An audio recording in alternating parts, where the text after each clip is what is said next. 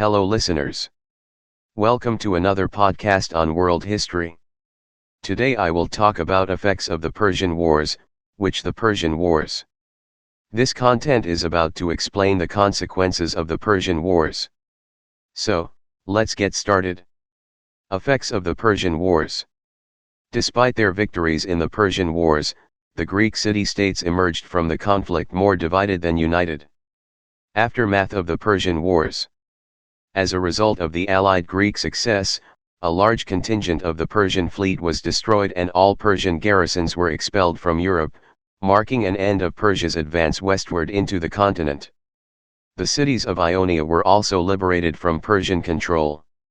Despite their successes, however, the spoils of war caused greater inner conflict within the Hellenic world. The violent actions of Spartan leader Pausanias at the siege of Byzantium, for instance, alienated many of the Greek states from Sparta, and led to a shift in the military command of the Delian League from Sparta to Athens. This set the stage for Sparta's eventual withdrawal from the Delian League. Two leagues. Following the two Persian invasions of Greece, and during the Greek counterattacks that commenced after the battles of Plataea and Mycale, Athens enrolled all island and some mainland city-states into an alliance, called the Delian League, the purpose of which was to pursue conflict with the Persian Empire, prepare for future invasions, and organize a means of dividing the spoils of war. The Spartans, although they had taken part in the war, withdrew from the Delian League early on, believing that the war's initial purpose had been met with the liberation of mainland Greece and the Greek cities of Asia Minor. Historians also speculate that Sparta decided to leave the League for pragmatic reasons, remaining unconvinced that it was possible to secure long-term security for Greeks residing in Asia Minor, and as a result of their unease with Athenian efforts to increase their power. Once Sparta withdrew from the Delian League after the Persian Wars, it reformed the Peloponnesian League, which had originally been formed in the 6th century and provided the blueprint for what was now the Delian League.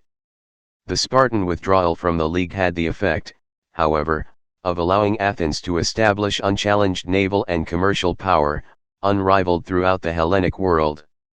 In fact, shortly after the League's inception, Athens began to use the League's navy for its own purposes, which frequently led it into conflict with other, less powerful League members. Delian League rebellions. A series of rebellions occurred between Athens and the smaller city-states that were members of the League. For example, Naxos was the first member of the League to attempt to secede, in approximately 471 BCE. It was later defeated and forced to tear down its defensive city walls, surrender its fleet, and lost voting privileges in the League. Thasos, another League member, also defected when, in 465 BCE, Athens founded the colony of Amphipolis on the Strymon River, which threatened Thasos' interests in the mines of Mt. Pangion.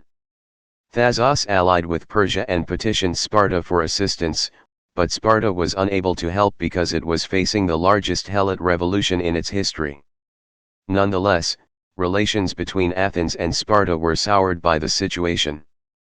After a 3-year-long siege, Thasos was recaptured and forced back into the Delian League, though it also lost its defensive walls and fleet. Its mines were turned over to Athens, and the city-state was forced to pay yearly tribute and fines. According to Thucydides, the siege of Thasos marked the transformation of the League from an alliance into a hegemony. Persia.